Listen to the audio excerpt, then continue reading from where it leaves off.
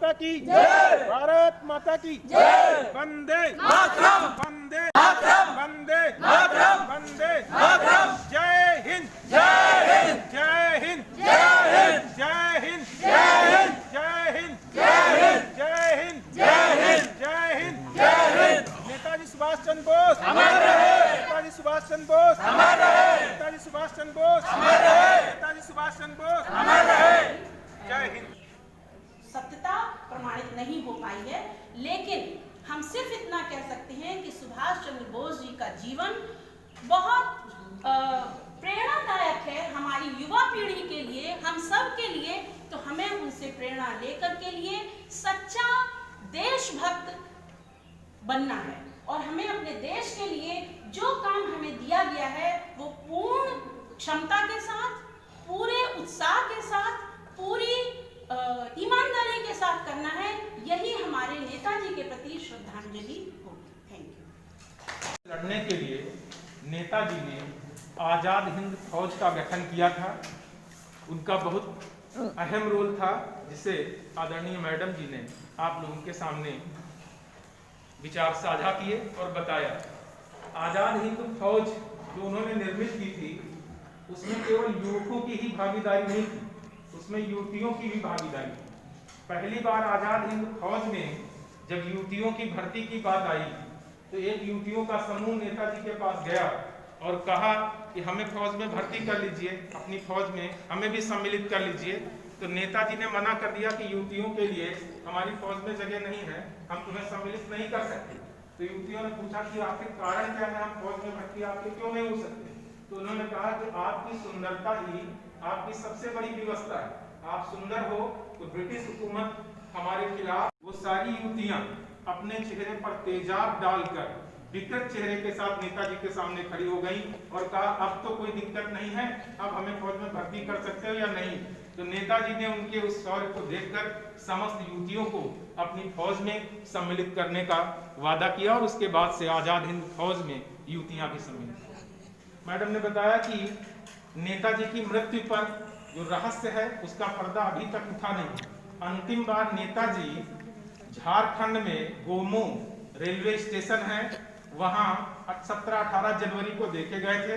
उसके बाद से वास्तविक रूप में उनको किसी ने कहीं देखा नहीं। ये 17-18 जनवरी 1941 की बात है। जिस स्टेशन पर गोमो स्टेशन झारखंड का है जहां वो देखे गए थे, बाद में लालू प्रसाद यादव जी माननीय रेल मंत्री जब थे 2009 में, तो उन्होंने उस स्टेशन का नाम ही नेताजी सुभाष चंद्र बोस गोमो रेलवे स्टेशन कर दिया। और जिस ट्रेन से नेताजी को वहां से जापान तक की यात्रा करनी थी, दिल्ली और दिल्ली से प्लेन से जाना था, तो दिल्ली तक वो हावड़ा और कालका एक्सप्रेस से गए थे। हावड़ा कालका एक्सप्रेस जिससे उन्होंने यात्रा की थी नेताजी ने, उस ट्रेन का भी नाम चेंज करके सुभाष चंद्र बोस एक्सप्रेस कर दिया गया था। ये नेताजी के अंतिम क्षणों की जो घटनाएं थी उन्हें जीवंत करने की कोशिश की गई थी। 41 के बाद वो देखे नहीं गए और बाद में ये घोषणा कर दी गई कि 18 अगस्त 1945 को प्लान आत्मा में भर देने वाले आज सुभाष चंद्र बोस जी की हम यहाँ जयंती मना रहे हैं। बच्चों, उनके विषय में ये कहना होगा कि ऐसा भव्य व्यक्तित्व वाला व्यक्ति शायद भारतवर्ष में अभी तक पैदा नहीं हुआ है और शायद ना होगा। अभी आपको बताया हमारे सीनियर जो अध्यापक हैं, श्रीलाल जी ने, कविता जी ने और राजेंद्र ने बताया। उन्होंने अपने देश के लिए अपने प्राणों की आहुति दे दी। वो जिंदा है या नहीं है, लेकिन आज हमारी स्मृतियों में हमारे देश के हर बच्चे के रग रग में वो पूजे जाते हैं।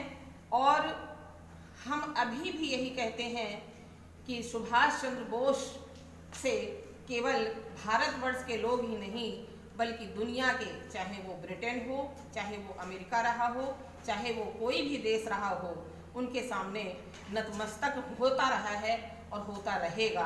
क्योंकि महत्व तभी बढ़ता है जब कोई व्यक्ति हमारे बीच में नहीं रहता है, जब वो रहता है तब उसकी कीमत, उसकी योग्यता, उसकी वाणी को आंकने वाले लोग कम होते हैं।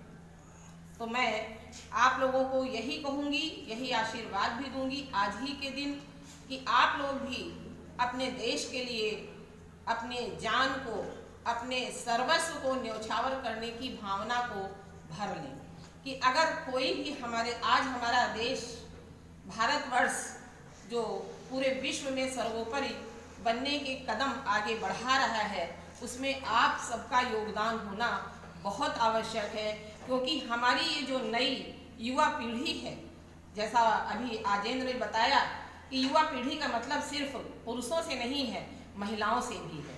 महिलाएं भी को आगे आना होगा अगर हम अपने देश को आज़ाद, हमारे जो जिनका हम नमन कर रहे हैं, दिल से हम नमन करते हैं। और अब भावावेश में बहुत कुछ मैं कह नहीं पाती हूँ। जब सुभाष चंद्र बोस के विषय में हमारे डॉक्टर बी.डी. मिश्रा सर ने इतनी बातें बताई हैं, अभी हम वहाँ पर रहे हैं रेंजर्स रोवर्स के प्रोग्राम में, क्योंकि ये प्रोग्राम मेरा अपना प्रोग्राम था, शुरू में मैंने ही यहाँ चालू किया।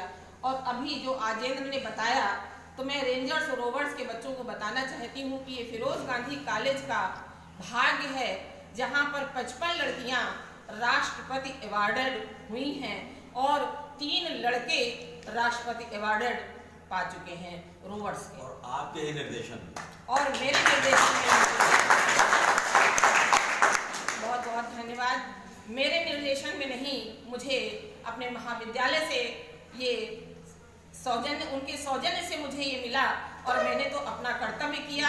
और हमारे सच अर्थों में हीरो है। ये पर्दे के हीरो से आगे बढ़कर व्यवहारिक जीवन के उस महाकाय व्यक्तित्व का प्रतिनिधित्व करते हैं जिनको देखकर हम प्रेरित होते हैं। प्रेरणा स्रोत है वो। एक वो विरासत है जिसने बलिदान और संघर्ष को नए अर्थ दिए। ये वो विरासत है जहां से हम अपने जीवन के नए संदर्भों को प्राप्त कर सकते हैं। सुभाष कोई मामूली हस्ती नहीं है और इसलिए मैं उन्हें भारतीय रेनेसां के तृतीय चरण के सबसे बड़े उन्नायकों और बड़े नायकों में मानता हूं। द्वितीय चरण में मैं विवेकानंद को मानता हूं, जिन्होंने आध्यात्मिकता, बौद्धिक विमर्श और एक आंतरिक कॉन्फिडेंस भारतीयों को प्रदान किया, एक आंतरिक आत्मविश्वास। और सुभाष बोस ने उस पढ़े लिखेपन को कैसे व्यवहारिक रूप में क्रियान्वित किया जाए, इस बात की सीख दी, बताया कि कैसे हम जीवन को बेहतर कर सकते हैं। इसलिए वो आजादी का स्वप्न जो देखते हैं वो कोई मामूली आजादी नहीं है। ये राजनीतिक आजादी की बात नहीं करते, वो आर्थिक, सामाजिक और एक ऐसे आजादी की चर्चा करते हैं जिसमें आम आदमी का एक सहज सम्मिलन हो, एक ऐसी आजादी हो जिसमें सब सुख से रहे, एक ऐसी आजादी जो सबके हित और कल्याण के लिए हो। और इसलिए उन्होंने अंग्रेजों के शोषण को पहचाना था। दादा भाई नौरोजी के पॉवर्टी की थ्योरी जो 1878 में सबसे पहले उन्होंने propound की थी, उसके बाद पहली बार अपने बहुत गहन अध्ययन के बाद सुभाष बोस ने इस बात को बहुत ठीक से रेखांकित किया था अपने लेखों के द्वारा, अपने भाषणों के द्वारा, कि यह शोषण कितना अबाधित और ना खत्म होने वाला है और कैसे अब हमको इस बात के लिए तैयार होना है कि इस शोषण को हम खत्म कर सकें। सुभाष बोस इस रूप में एक ऐसे व्यक्तित्व की तरह से उभरे जो खांटी व्यवहारिकता में विश्वास करते थे। भारत माता की जय, भारत माता की जय, भारत माता की जय। वंदे मातरम, वंदे मातरम, वंदे मातरम, वंदे मातरम। जय हिंद, जय हिंद, जय हिंद, जय हिंद, जय हिंद, जय हिंद, जय हिंद, जय हिंद, जय हिंद, जय हिंद, जय हिंद, जय हिंद। नेताजी सुभाष चंद्र बोस अमर रहे। सुभाष चंद्र बोस अमर रहे, नेताजी सुभाष चंद्र बोस अमर रहे, नेताजी सुभाष चंद्र बोस अमर रहे। जय हिंद। भारत माता की जय, भारत माता की जय, भारत माता की जय। वंदे मातरम।